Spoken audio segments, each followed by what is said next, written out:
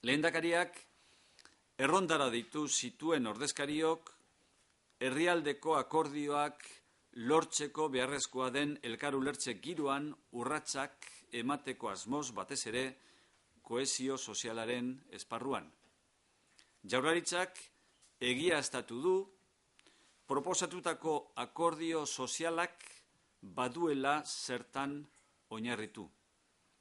Jaurlaritza lanean ariko da alderdi politikoekin gizarte zerbitzuen kartera, mapa eta plan estrategikoa aurkezteko.